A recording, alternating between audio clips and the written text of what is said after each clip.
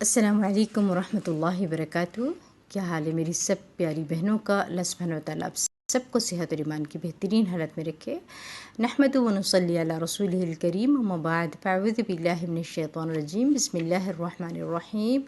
رب اشرح لی صدری ویسر لی امری واحلل عقدۃ من لسانی یفقہوا قولی۔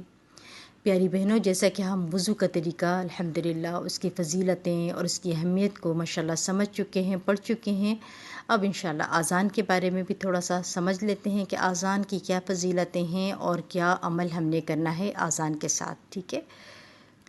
اور اس کی تھوڑی سی ہسٹری کو بھی جان لیتے ہیں اور اس کی اہمیت کو بھی انشاءاللہ۔ سب سے پہلے یہ دیکھ لیں کہ اذان کی ابتدا کب ہوئی تھی۔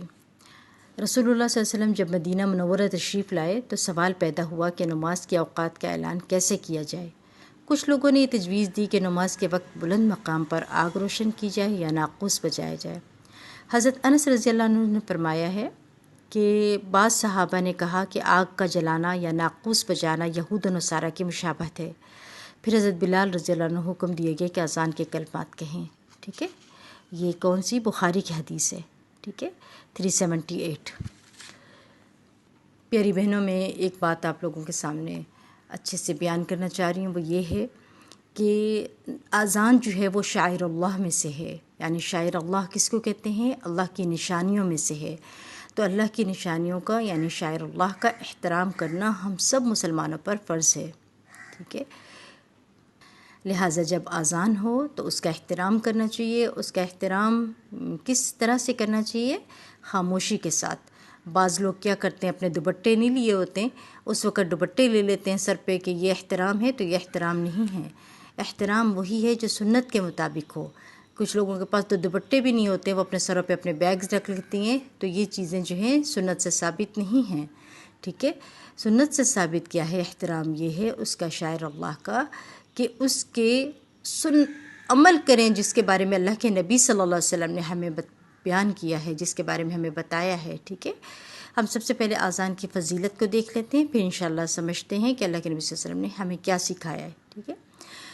حضرت ابو سعید خدری رضی اللہ عنہ سے روایت ہے کہ رسول اللہ صلی اللہ علیہ وسلم نے فرمایا، مؤذن کی آواز کو جنات، انسان اور جو چیز سنتی ہے وہ قیامت کے دن اس کے لیے گواہی دے گی، ٹھیک ہے؟ یہ بخاری کی حدیث ہے، 609 حدیث نمبر ہے۔ پھر دوسری حدیث ہے، نبی کریم صلی اللہ علیہ وسلم نے فرمایا، مؤذن کے لیے ثواب ہے اس شخص کے ثواب کے برابر جس نے اذان سن کر نماز پڑھی۔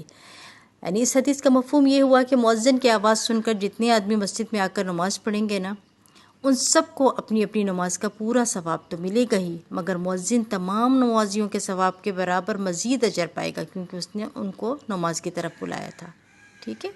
ایک اور حدیث میں اس کی فضیلت پتہ چلتی ہے۔ حضرت معاویہ رضی اللہ عنہ سے روایت ہے کہ میں نے رسول اللہ صلی اللہ علیہ وسلم سے سنا، قیامت کے دن اذان دینے والوں کی گردنیں لمبی ہوں گی، یعنی اللہ کا نام بلند کرنے کی وجہ سے وہ نمایاں ہوں گے، ٹھیک ہے؟ یہ نسائی کی حدیث ہے۔ اب اس کی فضیلت جاننے کے بعد ہم دیکھتے ہیں کہ اللہ کے نبی صلی اللہ علیہ وسلم نے کیا حکم دیا ہے کہ جب اذان ہو تو ہمیں کیا کرنا ہے، یعنی اذان کا جواب دینا ہے۔ اور اس کے لیے ضروری ہے کہ ہم ہر طرح کا لغو کام چھوڑ دیں، اپنی توجہ جو ہے وہ اذان کی طرف کر لیں، مبذول کر لیں، اور پھر پورے دھیان کے ساتھ پھر ہم یہ اس سنت پر عمل کریں جو اللہ کے نبی صلی اللہ علیہ وسلم نے ہمیں سکھائی ہے۔ وہ یہ ہے کہ حضرت عمر رضی اللہ عنہ روایت کرتے ہیں کہ رسول اللہ صلی اللہ علیہ وسلم نے فرمایا، جب مؤذن کہے اللہ اکبر بس تم بھی کہو اللہ اکبر، پھر جب مؤذن کہے اشہد ان لا الہ الا اللہ تم بھی کہو اشہد ان لا الہ الا اللہ، پھر جب مؤذن کہے اشہد ان محمد الرسول اللہ تو تم بھی کہو اشہد ان محمد الرسول اللہ، پھر جب مؤذن کہے حی علی الصلاۃ تو تم کہو لا حول ولا قوۃ الا باللہ، پھر جب مؤذن کہے حی علی الفلاح تو تم کہو لا حول ولا قوۃ الا باللہ۔ یہ دو دفعہ دہراتے ہیں تو ہم نے دو دفعہ ہی یہ بولنا ہے، یعنی مثلاً اگر 4 دفعہ یہ کلمات آ رہے ہیں تو 4 دفعہ ہی ہم نے لا حول ولا قوۃ الا باللہ پڑھنا، ٹھیک ہے؟ پھر جب مؤذن کہے اللہ اکبر تو تم کہو اللہ اکبر، پھر جب مؤذن کہے لا الہ الا اللہ تو تم کہو لا الہ الا اللہ۔ جو شخص اپنے صدق کے دل سے مؤذن کے کلمات کا جواب دے گا تو جواب کی برکت سے جنت میں داخل ہو جائے گا۔ یہ مسلم کی حدیث ہے، حدیث نمبر 385۔ دیکھیں بہنوں، کتنی بڑی خوشخبری ہے. اتنے سے عمل کرنے سے آپ جنت میں داخل ہو جائیں گے. اتنی سی بات پر اگر تھوڑی سی اپنی توجہ اس طرف کر لیں، باقی سارے دھیان چھوڑ دیں، دنیا کے کام سارے چھوڑ کر ایک طرف متوجہ ہو جائیں. یعنی کام چھوڑنے کا مطلب یہ ہے کہ باتیں چھوڑنا. باقی آپ اپنے کام کر رہے ہیں، اپنے برتن دھو رہے ہیں، اپنا کام کر رہے ہیں، بس اپنا دھیان اس طرف رکھیں اور اپنے اذان کا جواب دیتے جائیں. کام یوں نہیں چھوڑ کر بیٹھ جانے کہ اذان ہو رہی ہے تو بھنڈیاں بھون رہی ہیں تو چولہا بند کر دوں. نہیں، ایسے نہیں. میرا مقصد ہے آپ لوگوں کو کہنا کہ اپنے لغو کام چھوڑ دیں. ٹھیک ہے؟ فضول گفتگو کرنا، موبائل پہ فون پہ بات کر رہے ہیں، ہم کچھ بھی کر رہے ہیں، ہمیں کوشش کرنی چاہیے اذان کا جواب دے دیں. ٹھیک ہے؟ اس وقت کسی قسم کی گفتگو نہ کریں تاکہ ہم جنت کو پا لیں. اور آپ دیکھیں کہ جب تک ہم عمل نہیں کریں گے جنت کو کیسے پہنچے گے، اور کتنا آسان سا طریقہ ہے یہ جنت میں جانے کے لیے. ایک بار میری بڑی بیٹی نے مجھ سے ایک دفعہ سوال کیا. مجھ سے پوچھا، ماما جنت میں جانا اتنا آسان ہے تو پھر ہم جہنم میں کیوں جاتے ہیں؟ کیوں ایسا ہے کہ جہنم میں بہت لوگ جائیں گے، کس وجہ سے؟ تو میں نے ان بیٹی سے کو یہی جواب دیا تھا کہ علم تو بہت ہے آ جائے گا مگر عمل میں نہیں ہوگا. یہ باتیں پتہ ضرور ہوں گی مگر عمل نہیں کریں گے. تو اللہ سبحانہ و تعالیٰ سے دعا کرتے ہیں اب تک جتنی چیزیں ہمیں پتہ چلی ہیں وہ ہمارے عملوں میں آ جائیں. اللہ کرے جو سنت کے مطابق ہیں، جو شریعت کے مطابق ہیں، اللہ کرے. اور یاد رکھیے گا جیسے فجر کی اذان ہے نا، فجر کی اذان میں آتا ہے الصلاۃ خیر من النوم، تو یہ الفاظ بھی اپنے دہرانے ہیں. ٹھیک ہے؟ یہ تو ہو گئی اذان. ٹھیک ہے؟ اذان کے بعد کی دعائیں بھی دیکھ لیتے ہیں. حضرت عبداللہ بن عمرو بن عاص رضی اللہ عنہ روایت کرتے ہیں کہ رسول اللہ صلی اللہ علیہ وسلم نے فرمایا، جب تم مؤذن کی آواز سنو تو تم مؤذن کو جواب دو، اور جب اذان ختم ہو جائے تو پھر مجھ پر درود بھیجو. بس تحقیق جو مجھ پر ایک بار درود بھیجتا ہے اللہ اس پر 10 بار رحمتیں نازل فرماتا ہے. ٹھیک ہے؟ اسے بھی مسلم نے روایت کیا ہے.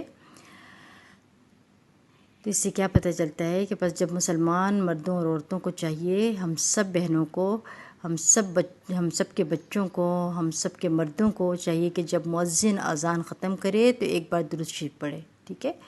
اللہم صلی علی محمد وعلی آل محمد کما صلیت علی ابراہیم وعلی آل ابراہیم انک حمید مجید.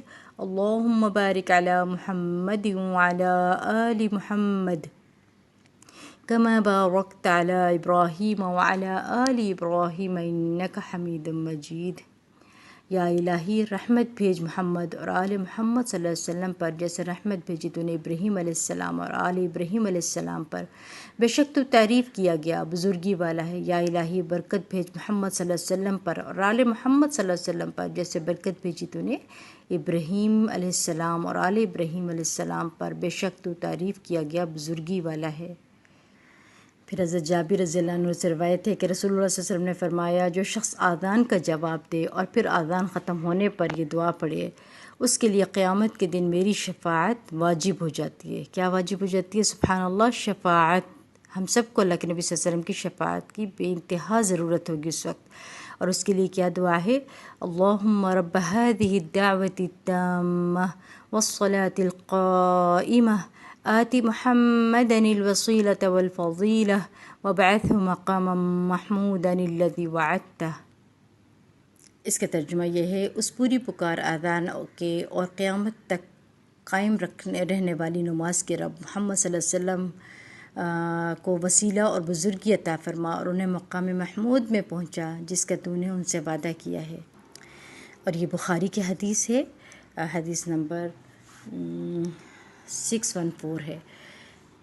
ایک بات یہاں پہ واضح کرنا چاہ رہی ہوں، وہ ہے وسیلہ کے تشریح کر دیتی ہوں یہاں پہ تھوڑی سی.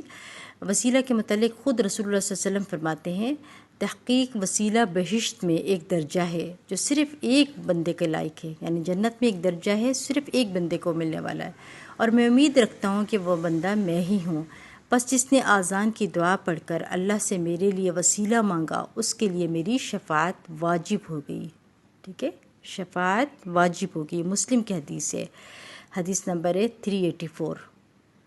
تو اس حدیث سے ہمیں کیا معلوم ہوا کہ نبی صلی اللہ علیہ وسلم کے ارشاد سے وہ یہ کہ جنت وسیلہ جو ہے وہ جنت میں ایک بلند و بالا درجے کا نام ہے جو اللہ کے نبی صلی اللہ علیہ وسلم کو ملنے والا ہے.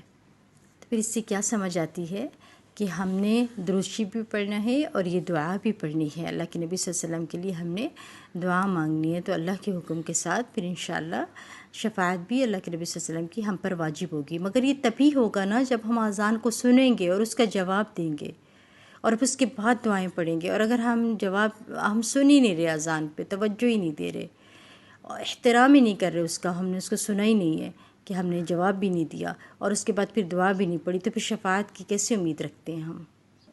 پھر ایک اور بات پتہ چلتی ہے کہ وہ اذان اور اقامت کے درمیان دعا رد نہیں کی جاتی ہے. حضرت انس رضی اللہ عنہ کہتے ہیں کہ رسول اللہ صلی اللہ علیہ وسلم نے فرمایا اذان اور اقامت کے درمیان دعا رد نہیں کی جاتی. یعنی جب اذان ہوتی ہے اور جماعت کھڑی ہونی ہوتی ہے، اس دوران کا جو دورانیہ ہے اس ٹائم پہ دعا قبول ہوتی ہے. اور اس میں بھی کچھ خود ساختہ چیزیں ہیں، وہ بھی میں آپ کو بتا دیتی ہوں جو لوگوں نے خود سے بنائی ہوئی ہیں. وہ یہ ہے کہ فجر کی اذان میں الصلاۃ خیر من النوم کے جواب میں بولتے ہیں صدقت و بررتا. یہ کہنا صحیح حدیث سے ثابت نہیں ہے. ٹھیک ہے، ایسے کام نہیں کرنے چاہیے جو کہ صحیح سنت سے ثابت نہیں ہیں. اور ایک بہت اہم بات، اذان کے دوران انگلیاں چوم کر آنکھوں کو لگانا بھی سنت سے ثابت نہیں ہے.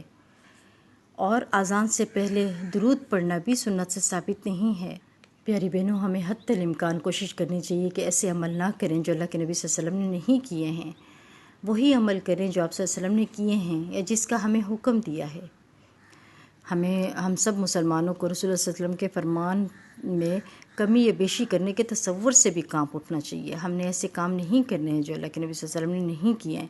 نبی صلی اللہ علیہ وسلم نے رات کو ایک میں بتاتی ہوں حدیث آپ لوگوں کو کہ نبی صلی اللہ علیہ وسلم نے رات کو باوضو ہو کر سونے سے پہلے پڑھنے کے لیے ایک دعا بتائی.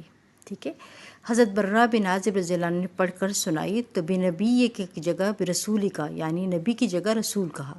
تو نبی صلی اللہ علیہ وسلم نے فرمایا کہ میرے بتائے ہوئے لفظ نبی کو رسول سے مت بدلو بلکہ بنبی کا ہی کہو. یہ بھی بخاری کی حدیث ہے. یعنی جتنا میں کہہ رہا ہوں اتنا کرو، اس سے بڑھ کر کرنے کی ضرورت نہیں ہے. ٹھیک ہے، ایک اور بھی دعا ہے اس کے بعد اذان کے بعد، تو وہ بھی آپ دیکھ لیجئے. حضرت سعد بن ابی وقاص رضی اللہ عنہ سے روایت کرتے ہیں کہ رسول اللہ صلی اللہ علیہ وسلم نے فرمایا جو شخص مؤذن کی اذان سن کر یہ دعا پڑھے تو اس کے گناہ بخش دیے جائیں گے. دعا کیا ہے؟ وہ یہ ہے اشہد ان لا الہ الا اللہ وحدہ لا شریک لہ وان محمدا عبدہ ورسولہ رضیت باللہ ربا وبمحمد صلی اللہ علیہ وسلم رسولا وبالاسلام دینا. میں گواہی دیتا ہوں کہ اللہ کے سوا کوئی سچا معبود نہیں، وہ ایک ہے، اس کا کوئی شریک نہیں، اور تحقیق محمد صلی اللہ علیہ وسلم اس کے بندے اور رسول ہیں.